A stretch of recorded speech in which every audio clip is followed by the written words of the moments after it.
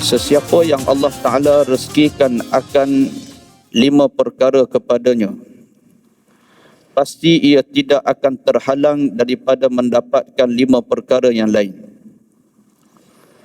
Dengan erti kata, sesiapa yang Allah Subhanahu Wa Ta'ala rezekikan dalam kehidupannya melakukan akan 5 sifat dan 5 perkara yang akan kita sebutkan seketika nanti, maka 5 perkara itu akan mendapat jaminan dan ganjaran daripada apa yang telah dijanjikan oleh Allah Subhanahu Wa Ta'ala di dalam Al-Quranul Karim. Rahmanurrahim. Assalamualaikum warahmatullahi wabarakatuh.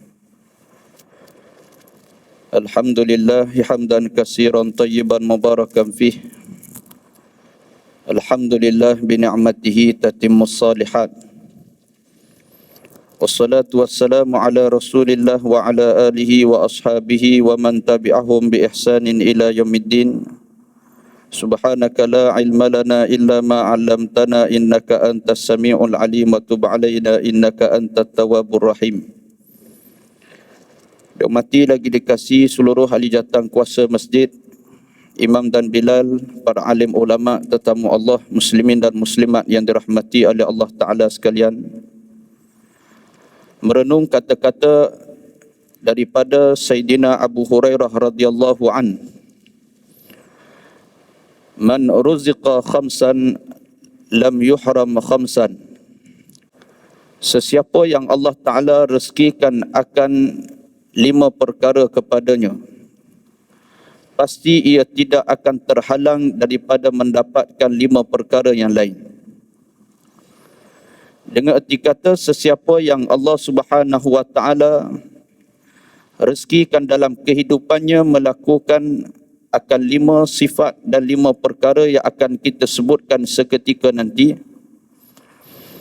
maka 5 perkara itu akan mendapat jaminan dan ganjaran daripada apa yang telah dijanjikan oleh Allah Subhanahu Wa Ta'ala di dalam Al-Quranul Karim. Apakah 5 perkara yang akan dibalas dengan 5 perkara yang lain itu? Pertama, kata Abu Hurairah, man ruziqa syukr lam yuhram az-ziyadah.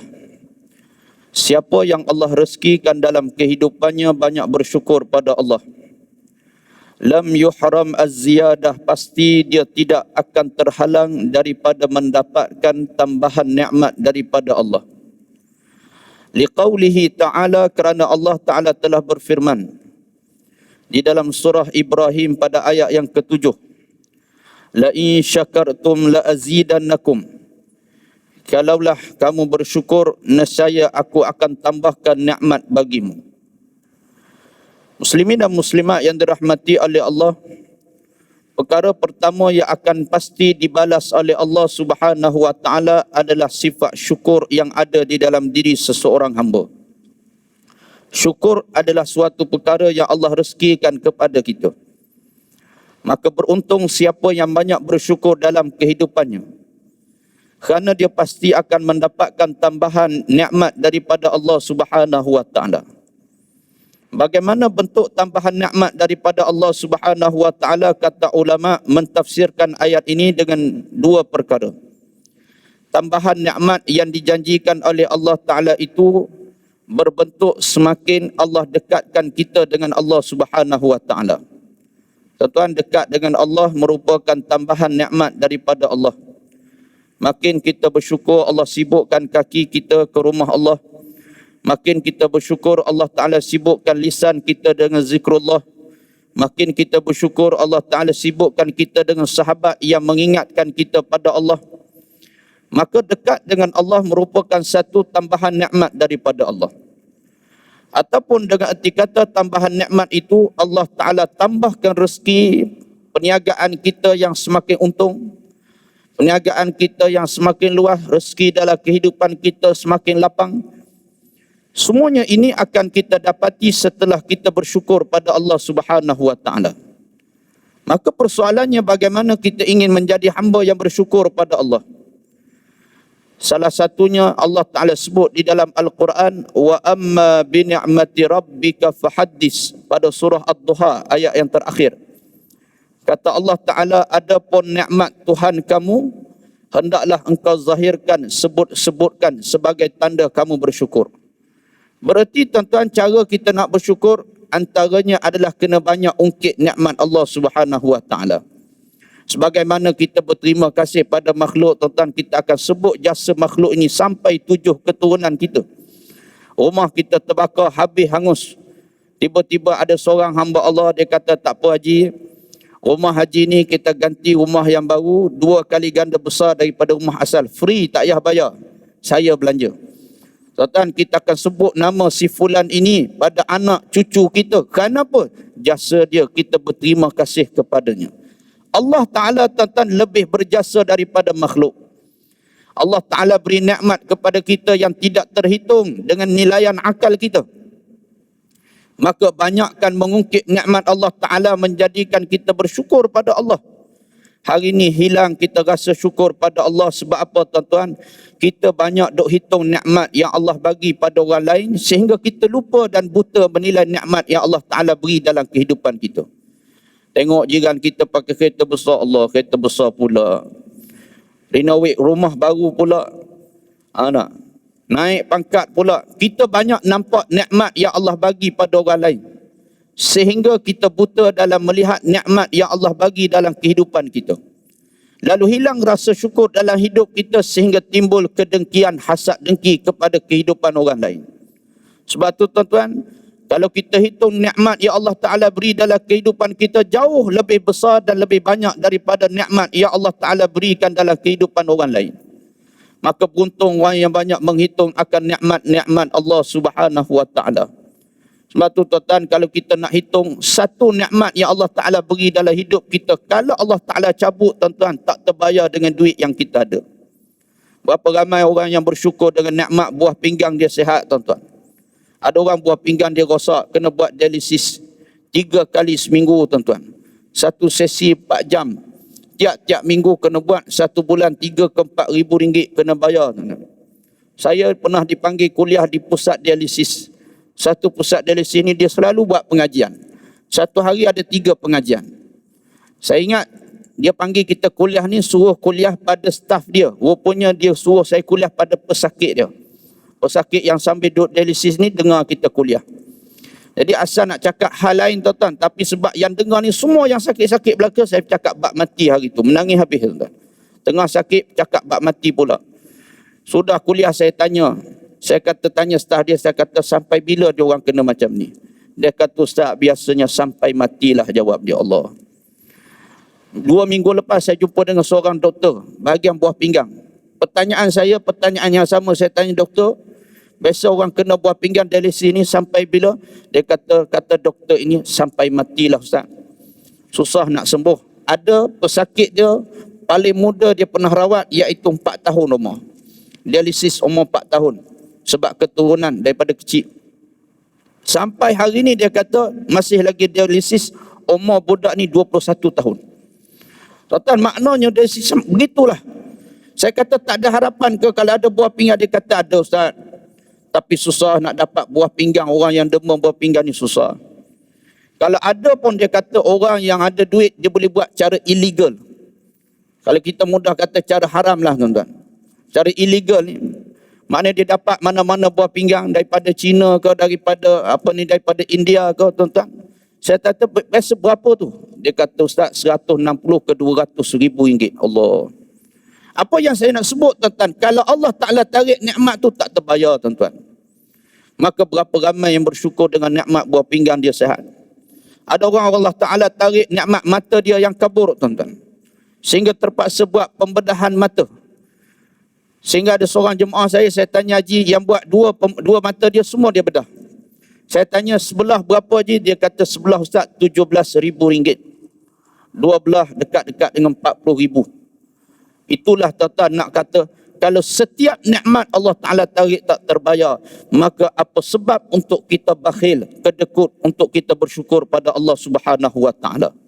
Sebab tu, tuan-tuan, Nabi ajar kepada kita, kata Nabi SAW dalam satu hadis, yusbihu ala kulli sulama min ahadikum sadaqah. Kata Nabi, pada setiap awal pagi, Setiap anggota, setiap sendi daripada salah seorang kamu ini adalah sedekah. Tuan, kita boleh bersedekah dengan sendi kita. Pagi ni duit tak bawa, beg duit tak bawa, maka apa yang kita boleh buat? Sedekah dengan sendi kita. Sendi, kata ulama, pada setiap badan jasad manusia itu ada 360 sendi, iaitu 360 sendi ni tuan, 1 sen pun Allah Ta'ala tak minta kita bayar. Maka bagaimana kita nak bayar kepada Allah? Iaitu dengan kita infak sendi kita itu pada jalan Allah Subhanahu wa Ta'ala. Lalu kata Nabi, fa kullu tasbihatin sadaqah. Ungkapan tasbih kamu adalah sedekah. Pagi-pagi tasbih tuan, subhanallah, subhanallah, subhanallah, subhanallah. Wa kullu tahmidatin sadaqah. Ungkapan tahmid kamu adalah sedekah. Alhamdulillah, alhamdulillah, alhamdulillah. Wa kullu tahlilatin sadaqah. Ungkapan tahlil juga adalah sedekah. La ilaha illallah, la ilaha illallah. Wa kullu takbiratin sadaqah. Setiap ungkapan takbir kamu adalah sedekah. Allahu akbar, Allahu akbar, Allahu akbar. Yang kita buat tadi, subhanallah, alhamdulillah, Allahu akbar, itu adalah infak, sedekah kita pada Allah Ta'ala. Lalu kata Nabi SAW, raka'atani yarka'uhuma minad duha. 2 rakaat yang kamu kerjakan pada waktu duha adalah infak, sedekah juga tuan-tuan. Sebab tu bila kita buat solat duha sekurang-kurang 2 rakaat,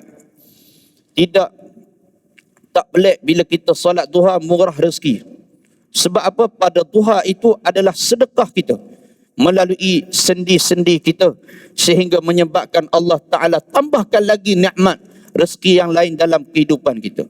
Dalam hadis riwayat yang lain disebut lagi di antaranya, iaitu kamu menolong mengangkat seorang itu ke atas binatang tunggangan. Maknanya angkat orang, tolong orang naik kenderaan, sedekah. Kamu tolong angkat barang dia, sedekah tuan-tuan. Kamu tolong buang suatu perkara yang menyakitkan di jalanan, juga sedekah. Kamu mendamaikan 2 manusia yang sedang bertelagah, sedekah tuan-tuan. Dan berkata-kata baik juga adalah sedekah. Pilihlah nak buat sedekah yang mana tuan-tuan. Setiap kebaikan yang kita kerjakan pada setiap awal pagi, sedekah. Carilah ruang-ruang untuk buat amal soleh. Jumpa tukang-tukang sapu hulu RM20 sebagai infak kita, sedekah kita dan sebagainya. Setiap awal pagi, maka ia adalah infak, sedekah kita pada Allah Ta'ala. Maka pasti Allah Ta'ala kurniakan tambahan nikmat daripada Allah.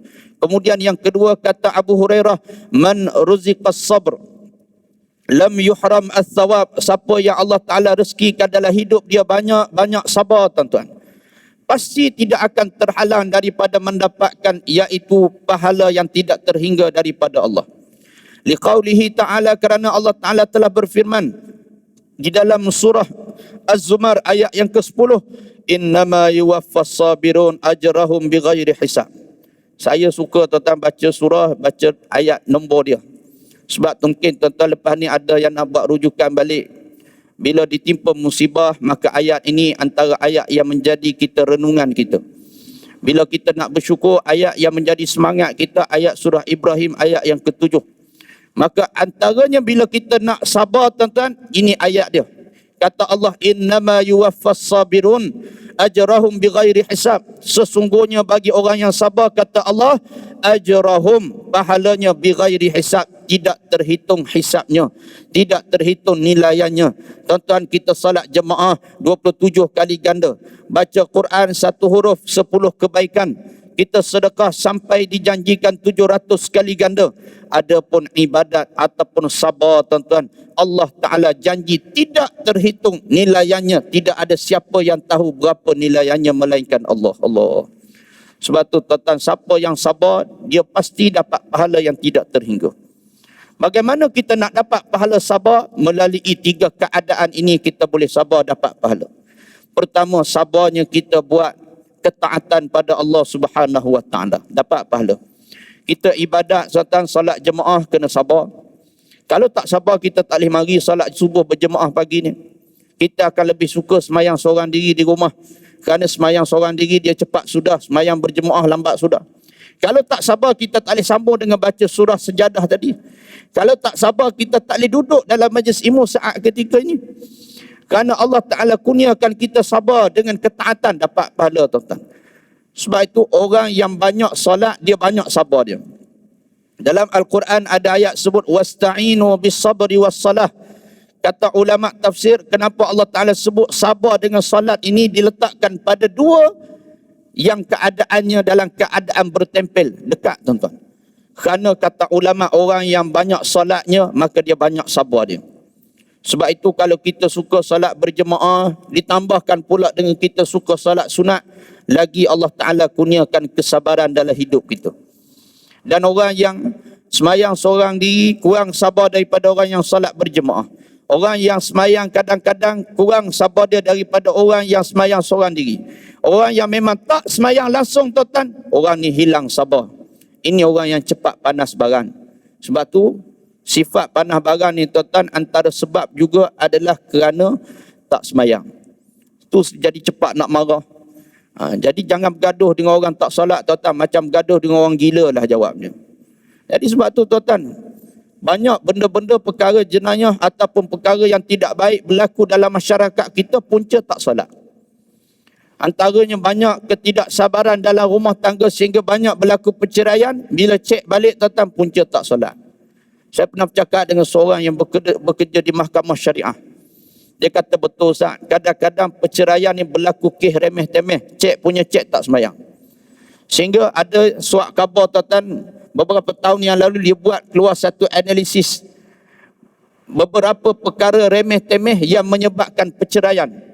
Antaranya dia sebut iaitu bercerai sebab berebut remote television. Bodohnya tuan-tuan. Berebut remote TV bercerai, saya kata.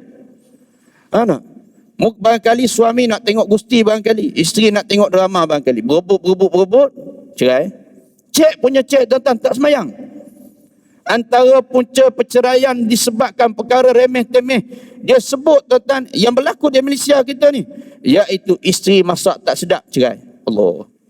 Nak katanya hilang kesabaran di dalam rumah tangga sehingga manusia tidak lagi sabar.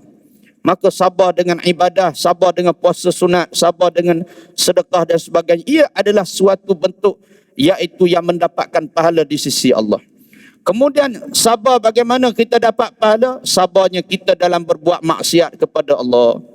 Ada peluang buat maksiat tuan-tuan, orang ajak kita buka aib sahabat kita, kita sabar, kita kata minta maaf, aku kalau bercakap bab aib orang aku tak nak.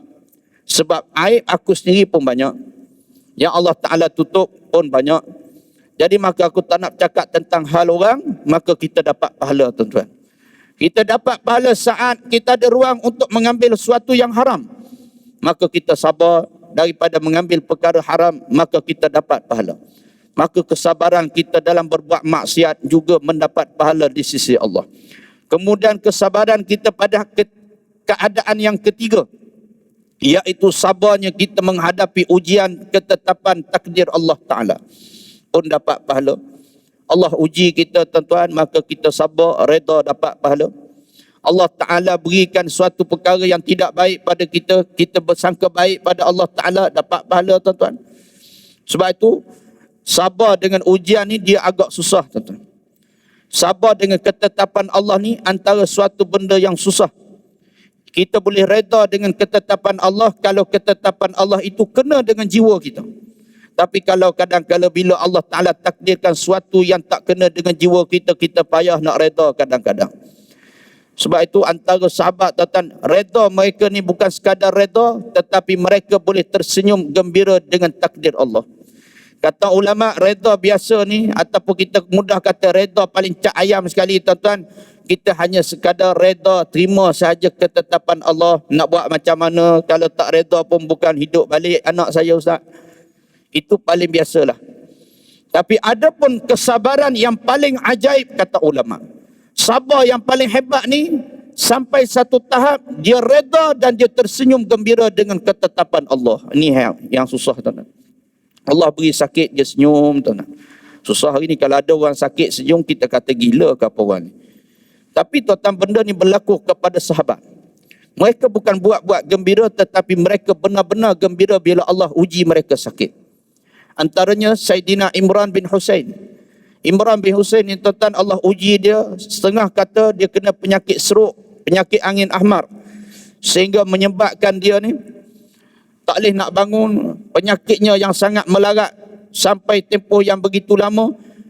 tetapi yang memelekkan anak saudara dia saat menziarahi pak saudara dia Imran bin Husain, dia kata, wahai bapa saudaraku, tidak ada orang yang paling pelik, aku tengok kamulah orang paling pelik. Orang lain kalau kena sakit macam ni tak boleh senyum macam kamu.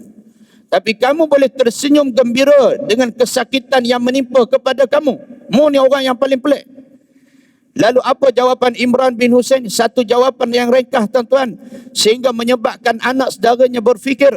Kata Imran bin Husain, bagaimana aku tidak gembira dengan setiap pemberian daripada Allah. Allah, tuan-tuan. Tidakkah Allah bagi aku sakit, Allah bagi aku sihat? Mana mungkin aku tidak suka kalau Allah yang bagi? Allah yang maha mengetahui apa yang terbaik untuk hamba dia. Allah yang maha adil dalam pemberiannya. Allah yang terbaik dalam pemberiannya. Tidak ada pemberian yang paling baik melainkan pemberian Allah. Allah. Sehingga Allah Ta'ala muliakan Imran bin Husain kerana sangka baik dia yang hebat pada Allah Ta'ala. Dan sehingga bukan saja manusia menziarahinya, bahkan malaikat juga turut menziarahinya ketika mana dia sakit. Sebab tu tuan-tuan, bergembira dengan takdir Allah ni agak susah. Tapi ada satu kisah yang ajaib tuan-tuan. Kisah kesabaran yang ajaib diceritakan oleh Abu Qudamah. Abu Qudamah ni tuan-tuan orang yang kuat berjihad pada jalan Allah. Mana peperangan semua dia masuk belaka. Sehingga satu hari Abu Qudamah ni dia duduk dalam Masjidil Haram menghadap Kaabah. Sambil dia duduk menghadap Kaabah, ada seorang hamba Allah tegur dia. Dia kata, wahai Abu Qudamah, boleh tak kamu cerita perkara yang pelik sepanjang kamu berperang pada jalan Allah? Macam kita lah, sebab dia ni orang kuat berjihad. Macam kita lah, jumpa orang gali kubur yang kerja dia gali kubur 20 tahun, 30 tahun, kita tanya dia, ada tak cerita pelik-pelik sepanjang gali kubur? Mesti ada biasanya. Jadi orang ni tanyalah Abu Qudamah, wahai Abu Qudamah, sepanjang kamu berperang tak ada ke cerita pelik-pelik? Abu Qudamah kata, aku ceritakan kepada kamu satu keluarga yang paling ajaib, yang paling pelik, aku tak pernah jumpa keluarga ni, melainkan dia saja. Lalu kata Abu Qudamah, dia cerita kepada laki-laki ini, suatu ketika aku ni dalam peperangan salib, lawan tentera salib, aku ditugaskan jaga satu perbatasan, sehingga aku melalui di satu kota Raqah, kata silap di Iraq. Jadi bila aku lalu di kota ni, aku rehat di tempat tersebut, di kampung tersebut, sebelum meneruskan perjalanan pada keesokan hari. Jadi menjadi tabiat kebiasaan Abu Qudamah, bila dia berehat di satu kampung, dia akan solat berjemaah di kampung tersebut bersama dengan orang kampung. Sudah solat berjemaah, dia buat pengumuman, siapa-siapa lelaki yang cukup umur nak berperang sekali, silakan. Siapa yang tak cukup syarat nak infak fisabilillah, maka sila bagi pada saya, maka dia akan kumpulkan untuk digunakan pada fisabilillah. Malam tersebut, kata Abu Qudamah, tiba-tiba pintu rumahku diketuk. Bila aku buka, aku tengok seorang perempuan yang menutup wajahnya pakai serba hitam daripada atas sampai ke bawah. Perempuan ini bertanya, kamu ke Abu Qudamah yang buat pengumuman infak seketika tadi? Jawab Abu Qudamahnya, ya saya. Lalu perempuan ini terus memberikan sebungkus-bungkusan dengan secarik, iaitu sedikit nota. Dalam keadaan perempuan ini menangis, menitis air mata, tak cakap apa, dia pun terus balik. Pelik. Kata Abu Qudamah, pelik sungguh perempuan ni. Dia bagi bungkusan, dalam keadaan dia menangis, dia terus balik. Lalu Abu Qudamah pun buka bungkusan, dia tengok ada helaian rambut perempuan ini. Dan pada nota tersebut tertulis, wahai Abu Qudamah, saat ketika kamu menyeru aku berinfak pada jalan Allah, aku tak ada duit nak bagi infak, aku orang miskin. Aku potong sebagai rambut kesayangan aku, dan aku harapkan rambut ini kamu ikatkan pada kuda perang kamu, supaya sebahagian jasadku terlibat dalam perang fi sabilillah. Moga-moga bila aku mati menjadi asbab aku dimasukkan ke dalam syurga Allah. Allah, tuan-tuan. Dia ni duit tak ada, dia nak juga sebahagian jasad dia terlibat dengan peperangan. Tolong ikatkan rambut dia ni pada kuda perang, boleh tak wahai Abu Qudamah? Lalu Abu Qudamah ni kata, ni permintaan paling pelik ni. Tak pernah lagi orang minta macam ni. Sehinggalah keesokan hari Abu Qudamah buat seperti mana apa yang diwasiatkan oleh perempuan ini. Dalam perjalanan tuan-tuan, sekali lagi Abu Qudamah ditahan oleh seorang budak yang menutup wajahnya. Panggil, wahai Abu Qudamah, tunggu sekejap, aku nak bercakap dengan kamu. Lalu Abu Qudamah perintah kepada bala tenteranya, suruh pergi dulu, aku nak cakap sekejap dengan budak ni. Lalu kata budak ni, wahai Abu Qudamah, izinkan aku turut berperang dengan kamu. Aku nak juga berperang dengan kamu, tolong izinkan aku. Kata Abu Qudamah, kamu buka dulu penutup wajah kamu. Kalau kamu cukup umur, aku izinkan. Tak cukup umur, aku tak izinkan. Lalu bila dia buka, kata Abu Qudamah, seorang budak ternyata yang budak lelaki yang soleh, yang umur dia lebih kurang 15 tahun, putih, bersih, tenang wajahnya. Seumpama budak yang dia kata susah, dia nak tengok budak yang macam ni. Budak yang kalau tengok tenang wajah dia, tuan-tuan. Ini perumpamaan wajah budak ni. Lalu kata Abu Qudamah, aku tak izinkan, kamu tak cukup umur. Budak ni merayu lagi, wahai Abu Qudamah, tolong izinkan aku berperang. Abu Qudamah tanya budak ni, kamu ada ayah ke? Lalu jawab budak ini, ayahku telah syahid dalam perang salib pada tahun yang lalu. Hari ini aku datang nak nuntut bela di atas kematian ayahku. Kamu ada mak ke yang masih hidup? Kata budak ni, ya, ibuku masih hidup. Kalau begitu kamu balik jaga mak kamu. Jawab budak ini, wahai Abu Qudamah, kamu kenal ke mak aku siapa? Abu Qudamah kata, aku tak kenal mak kamu siapa. Lalu jawab budak ini, ibukulah yang semalam menyerahkan bungkusan kepadamu. Itulah ibuku yang menyerahkan bungkusan rambut kepada ibumu. Dan semalam juga ibuku telah memeluk aku sambil kepalanya mendongak ke langit. Dan dia berkata, ya Allah, ya Tuhanku, inilah satu-satunya putera kesayanganku. Aku hadiahkan ia pada kamu, ya Allah. Syahidkanlah ia pada peperangan kali ini. Allah, tuan-tuan. Rupanya dia serah anak dia sekali. Bukan dia serahkan rambut dia saja, tetapi dia infak anak dia sekali, tuan-tuan. Satu-satunya anak lelaki yang paling dia sayang. Dia kata, ya Allah, syahidkanlah dia kali ini, ya Allah. Tuan-tuan, seorang mak boleh doa anak mati syahid ni hebat. Bagi saya hebat kalau mak dan ayah, dia boleh doa ahli keluarga dia mati syahid. Sebab apa, tuan-tuan, setengah orang, dia rasa takut nak doa mati syahid. Saya pun tak tahu sebab apa. Tapi nak katanya, tuan-tuan, dia boleh doa anak ni suruh dia mati pada jalan Allah. Jawab budak ni, wahai Abu Qudamah, tolong izinkan aku berperang. Aku telah hafal 30 juzuk Al-Quran. Aku pandai memanah. Lalu kata Abu Qudamah, diceritakan, dia kata, aku tak boleh nak tolak permintaan budak ini dengan rayuan dia. Lalu aku terima budak ni. Bila mana dia terima budak ni, tuan-tuan, dia ringkaskan cerita. Cerita dia panjang, tuan-tuan. Ringkas cerita, masuk dalam peperangan. Bila budak ni berperang, dia boleh bunuh beberapa musuh-musuh Islam. Sehinggalah tiba-tiba Abu Qudamah terdengar satu suara yang tersekat-sekat. Suara yang teresak-esak. Memanggil namanya, wahai Abu Qudamah, kemarilah sekejap denganku. Bila aku berpaling, aku tengok budak tadi rebah dengan panah yang penuh pada jasadnya. Dalam keadaan mulutnya tersembur keluar darah daripada mulutnya, membasahi mukanya. Sehingga aku melihat keadaannya yang nazak itu, aku menitis air mata. Allah. Abu Qudamah kata, aku jarang tengok jenazah menitik air mata, tapi aku tengok budak ni, aku menitik air mata dia. Seorang budak yang baik. Aku teringat saat dia bertemu dengan aku awal-awal itu, dan aku teringat pula saat aku melihat dia sedang nazak. Budak ni panggil aku, ribakan dia kepalanya di atas ribaanku sambil darahnya keluar. Dalam keadaan budak ni kata, Alhamdulillah, Allah izinkan aku bercakap sekejap dengan kamu. Wahai Abu Qudamah, balik nanti buat dua perkara, berjanjilah padaku. Yang pertama dia kata apa, wahai Abu Qudamah, balik nanti tolong ambil bajuku yang berlumuran dengan darah ini. Tolong sampaikan kepada ibuku dan beritahu kepada ibuku bahawa hadiahnya telah diterima oleh Allah dan aku menunggunya di pintu syurga Allah. Allah, tuan-tuan. Makna seorang anak umur 15 tahun boleh bercakap begitu. Dia kata, Abu Qudamah, beritahu pada mak aku dan ayahku tunggu dia di pintu syurga Allah. Dia kata lagi, wahai Abu Qudamah, balik nanti aku ada seorang adik perempuan, masih kecil. Tolong peluk dia, bagi kata-kata semangat pada dia, tolong gembirakan hati dia.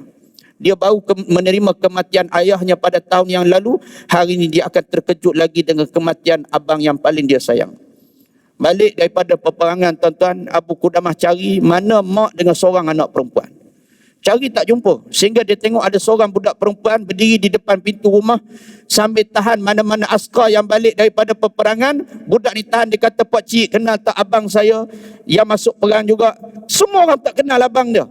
Sehingga kata Abu Qudamah, ini barangkali adik perempuan dia. Dia pun suruh budak ni panggil mak dia keluar. Tolong panggilkan ibu kamu keluar. Dia pun panggil. Bila mak dia keluar, tuan-tuan, mak dia kenal itu Abu Qudamah. Tanya mak dia, wahai Abu Qudamah, kamu datang nak bawa berita gembira ke berita yang kurang gembira? Jawab Abu Qudamah, apakah berita gembira dan benda apa berita yang kurang gembira? Kata ibu kepada budak ini, berita yang kurang gembira, anakku menang dalam peperangan dan dia bawa balik harta rampasan perang. Ada pun berita yang menggembirakan aku adalah anakku syahid pada jalan Allah. Lalu Abu Qudamah keluarkan satu baju yang berlumuran dengan darah, sambil Abu Qudamah kata, Allah terima hadiah kamu dan anakmu berjanji akan menunggu kamu di pintu surga Allah. Lalu mak budak ini dia kata apa? Alhamdulillah, dengan senyuman yang paling menggembirakan yang terukir pada wajahnya, sehingga anak perempuannya jatuh pingsan terkejut. Dia ambil anak perempuan dia masuk dalam rumah, dia tutup pintu rumah dia. Kata Abu Qudamah, aku ketuk pintu rumah dia nak bagi sedikit hadiah, dia tak buka. Itulah keluarga yang aku pernah jumpa paling ajaib. Aku tak pernah jumpa keluarga yang sedahsyat itu ajaib dia. Mak tentang terima kematian syahid anak boleh tersenyum gembira. Hebat. Sabar dia cukup hebat. Sangka baik dia pada Allah cukup hebat. Sebab itu tuan-tuan, siapa yang banyak sabar, Allah pasti kurniakan pahala tidak terhingga. Yang ketiga kata Abu Hurairah, man ruziqat taubah lam yuhram al-qabul. Siapa yang Allah Ta'ala rezekikan dia banyak bertaubat, pasti tidak terhalang daripada mendapatkan penerimaan taubat. Kerana janji Allah dalam surah Asy-Syura ayat yang ke-25, wa huwa allazi yaqbalu taubah an ibadih.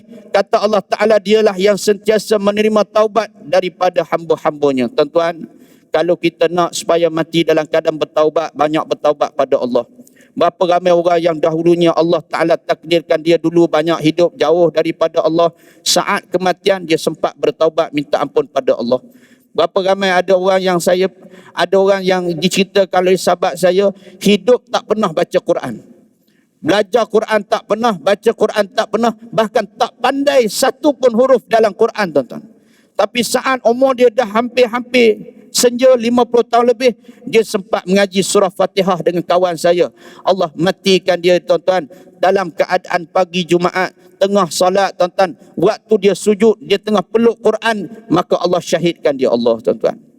Nak kata, tuan-tuan, semuanya kerana taubat. Kesungguhan taubat kita di sisi Allah. Kita ni banyak dosa waktu kita muda, tuan-tuan. Tinggal solat, tinggal puasa, cakap bohong.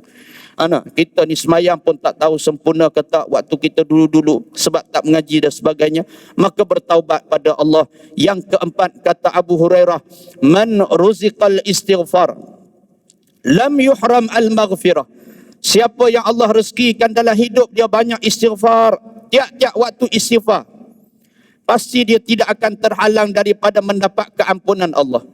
Karena janji Allah dalam Al-Quran, dalam surah Nuh ayat yang ke-10, faqultu astaghfiru rabbakum innahu kana ghaffara. Kata Allah Ta'ala, mohonlah keampunan pada Tuhanmu, dialah yang maha pengampun.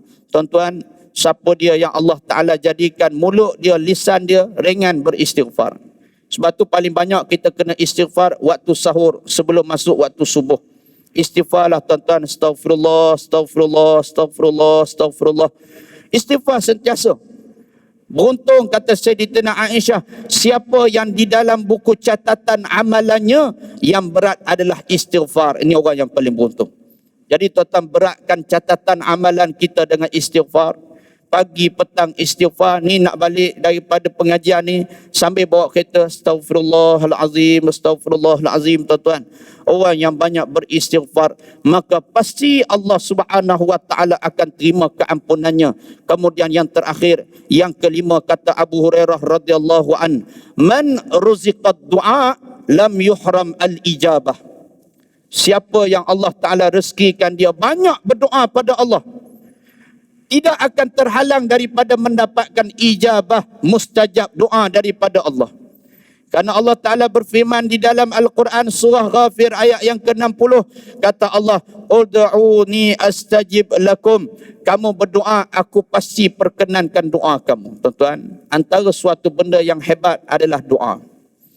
Sehingga kata Sayyidina Umar Al-Khattab, aku tak bimbang soal penerimaan doa aku. Soal doa ni makbul ke tak makbul, aku tak bimbang. Sebab doa confirm Allah makbul. Tapi yang aku bimbang apa dia? Aku bimbang aku tidak ada kesempatan untuk berdoa. Yang ni yang kita bimbang tuan-tuan. Nak berdoa tak sempat. Nak berdoa rasa malas. Nak berdoa rasa sibuk. Ini yang kita bimbang tuan-tuan. Sebab tu doa ni tuan-tuan hebat tak hebat. Saya nak kongsilah pengalaman saya sendirilah. Mungkin sebagai motivasi kita untuk perbanyakkan doa. Satu hari saya balik beberapa tahun yang lalu, balik daripada umrah tuan-tuan. Naik di airport Jeddah. Nak balik ke KLIA. Jadi dalam flight saya tu ada beberapa kumpulan umrah yang lain. Waktu saya naik tu tuan-tuan, ada seorang jemaah lelaki ni, umur dia dah tua dah, lebih kurang dalam 50 tahun adalah rasanya. Dia naik betul-betul, dia duduk depan tempat duduk saya. Dia naik tu dalam keadaan macam orang demam tuan-tuan. Yang kesejukan. Bila kapal terbang ni dah mula duduk di udara tuan-tuan, dia makin lama makin tenang. Terpaksa bawa ke bahagian belakang dekat ruang solat.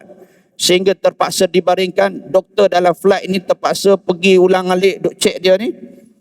Sehingga dia pilot buat pengumuman, kalau tak mendarat maknanya terpaksa buat pendaratan kecemasan. Sebab doktor beritahu kalau tak mendarat pasti mungkin akan matilah, jawab dia. Jadi terpaksa buat pendaratan, tak sampai 5 minit tuan-tuan, terus kapal terbang ni turun. Itulah kali pertama saya naik kapal terbang ada pendaratan kecemasan. Dan waktu tu saya cek berada di atas ruang udara negara India tuan-tuan. Dan dia turun terus ke Allahumma salli ala Muhammad di airport India. Kemudian ada ambulans dah tunggu dah, ambil laki-laki ni, bawa pergi ke hospital, selang beberapa jam, bawa balik ke kapal terbang. Ceria dia, lebih ceria, lebih sihat daripada awal masuk tadi. Tapi yang mengejutkan saya tuan-tuan, bila satu jemaah dengan dia yang duduk depan saya ni bercakap sama dengan dia, dan saya confirmkan sekali lagi, dia kata apa? Dia kata itulah waktu dia duduk dekat Mekah baru ni, dia duduk buat cakap sangat yang dia ni rasa nak singgah dekat India aja balik nanti, dia kata. Dia buat gurau gitu dengan kawan dia tu. Allah. Dia bergurau dengan kawan dia dekat Mekah, dia kata rasa-rasa lama dah tak singgah India. Macam tu lah tuan-tuan. Tuan-tuan, Allah makbul sungguh doa dia tuan-tuan. Dia singgah sungguh di India tuan-tuan. Bukan dia seorang, dengan aku sekali singgah. Tuan-tuan nak katanya dahsyat. Saya dengar tuan-tuan, Allah ruginya aku tak doa banyak-banyak sungguh-sungguh. Tuan-tuan, sepelik apapun doa kita Allah boleh makbul. Jangan buat main dengan doa tuan-tuan. Sebab tu tuan-tuan, ada seorang jemaah lagi, dia leket, dia kata apa? Dia kata bayar mahal-mahal, makanan hotel dekat dia buat umrah tu tak sedap. Dia kata makanan apa tak sedap ni? Kata. Sepanjang dia buat umrah tuan-tuan, semua makanan dia tak sedap semua. Nasib baik balik Malaysia ni sedap balik tuan-tuan. Kalau tak tuan-tuan nanya tuan-tuan. Makan nasi dagang pun tak sedap, makan roti canai pun tak sedap, nanya tuan-tuan. Sebab tu tuan-tuan jaga mulut kita. Bila saya kongsi pengalaman saya ni, ada seorang jemaah saya. Dia pun sudah kuliah maghrib, dia kongsi, dia kata Ustaz, saya pun rasa nak kongsi juga pengalaman saya dengan Ustaz, dia kata. Dia kata Ustaz, saya pernah minta pada Allah dengan satu permintaan yang pelik, dia kata. Apa Haji minta? Waktu tu dia duduk di Mekah. Dia kata Ustaz, saya minta supaya Allah Ta'ala temukan saya dengan arwah ayah saya yang pada waktu tu sudah lebih 17 tahun lebih ayah dia meninggal dunia. Pelik ni tuan-tuan. Dia kata, ya Allah, aku nak jumpa dengan ayah aku. Dia rasa doa dia pelik, tapi dia rasa Allah yakin Allah boleh makbul doa dia. Dia yakin. Kata. Dia doa tu kat Mekah. Dia kata, ya Allah, aku nak jumpa dengan arwah ayahku. Dia rindu sangat dengan ayah dia. Lepas tu, dia kata tiba-tiba ayah dia buka pintu hotel dia. Lalu ayah dia tegur dia. Dia ni orang Terengganu. Ayah dia tanya, lah mu ada mari sini, dia kata. Dia cakap Terengganu lah tuan-tuan. Mari dengan siapa, dia kata. Dia sembang dengan ayah dia. Saya kata, Haji sembang tu dalam mimpi ke? Dia kata, tak tahulah Ustaz. Dia kata, nak kata mimpi, tak mimpi. Nak kata bukan mimpi pun, ya, dia kata. Pelik tuan-tuan. Jadi tuan-tuan nak kata apa, sepelik apapun doa kita jangan buat main-main tuan-tuan. Jadi maka sebab itu, apa yang tuan-tuan doa minta, tuan-tuan nak syurga, minta syurga. Siapa dia ni calon syurga, tuan-tuan Allah sibukkan atas dunia, dia minta syurga. Allahumma inna nas'aluka ridhaka wal jannah. Tuan-tuan kalau dia ni calon neraka Allah, nak minta syurga pun dia rasa tak nak. dia rasa sibuk, tak sempat nak minta syurga daripada Allah. Ni pagi ni kalau kita doa dengan yakin tuan-tuan, ya Allah, jadikanlah seluruh muslimin muslimat yang terhimpun di dalam Masjid Al-Falah pagi ni, ya Allah, himpunkan kami ya Allah dalam syurga Firdaus tanpa hisab.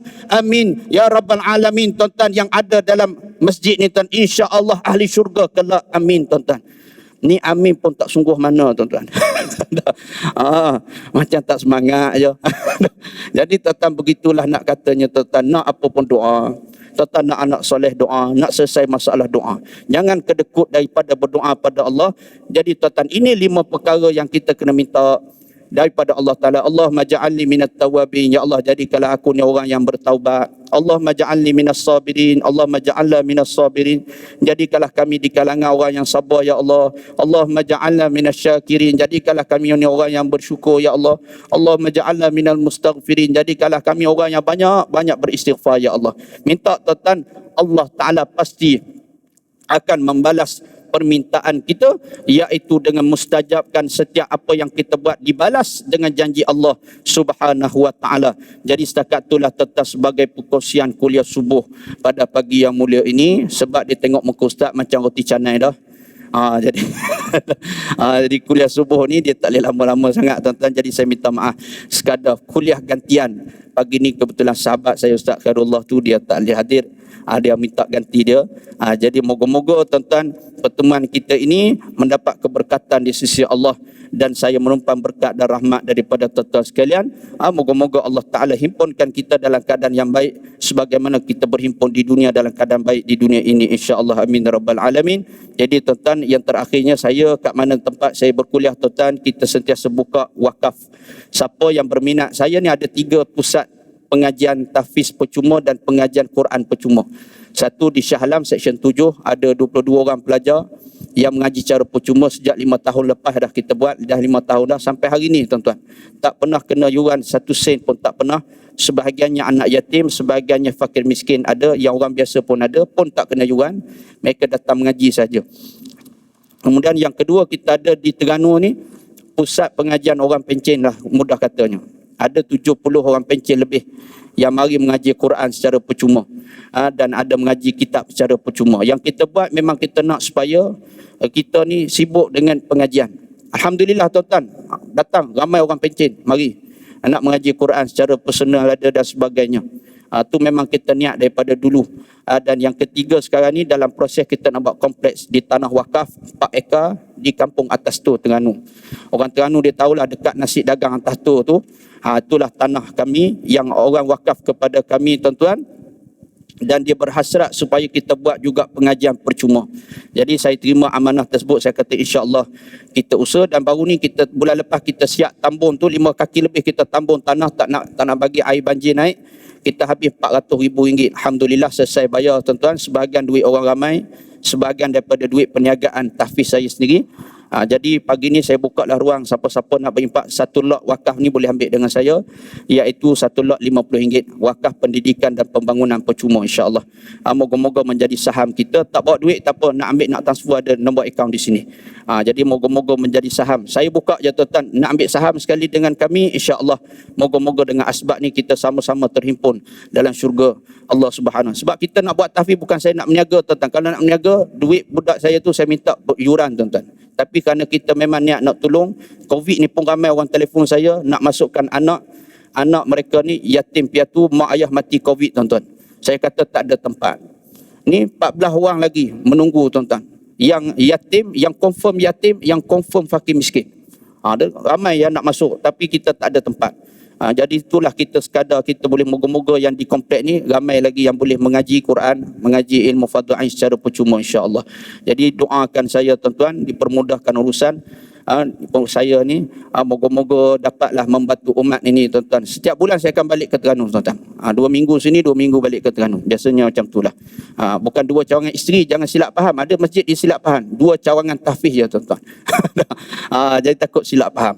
Jadi aku qouli hadza wa astaghfirullahal azim li wa lakum. Assalamualaikum warahmatullahi wabarakatuh. Bismillahirrahmanirrahim. Allahumma fahkana fid din wa 'allimna ta'wil hadina siratal mustaqim. Ya Allah, ya Tuhan kami, sebagaimana Kau himpunkan kami dalam keadaan baik pada pagi ini, ya Allah, himpunkanlah kami di akhirat kelak dalam syurga Firdaus tanpa hisab, ya Allah. Wa sallallahu ala Muhammad wa ala alihi wa sahbihi wa barak wasallam. Alhamdulillah bil alamin. Amin.